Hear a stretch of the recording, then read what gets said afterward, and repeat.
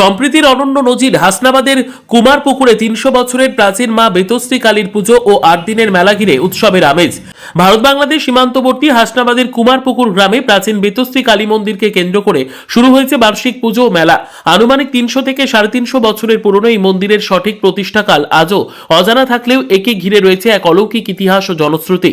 লোককথা অনুসারে এক মুসলিম ব্যক্তি মাছ ধরতে গিয়ে দেবীর সন্ধান পান অথবা গভীর জঙ্গলে মা কালীর দর্শন লাভ করেন। পরে স্বপ্নাদেশ পেয়ে মন্দিরের পিছনের বেত বাগানে দেবীর আরাধনা শুরু হয়। পরবর্তীকালে পুজোর দায়িত্ব এক ব্রাহ্মণের হাতে অর্পিত হয়। সেই থেকেই এই পুজো হিন্দু ও মুসলিম উভয় সম্প্রদায়ের মানুষের কাছে সমানভাবে পবিত্র হয়ে উঠেছে এবং সম্প্রীতির এক অনন্য দৃষ্টান্ত স্থাপন করেছে। প্রতি বছর মাঘ মাসের শেষ শনিবার দেবীর বিগ্রহ স্থাপন ও মেলার উদ্বোধন হয়। এলাকার প্রায় ৮০% মানুষ ইসলাম ধর্মাবলম্বী হওয়া সত্ত্বেও জাতি ধর্ম নির্বিশেষে সকলে এই উৎসবে অংশ নেন।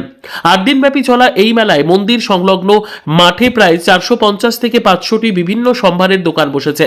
পশ্চিমবঙ্গের বিভিন্ন জেলা ছাড়াও ভিন রাজ্য থেকেও বহু ভক্ত দর্শনার্থীর সমাগম ঘটছে। পুজোর পাশাপাশি চলছে প্রসাদ বিতরণ ও নানান আয়োজন।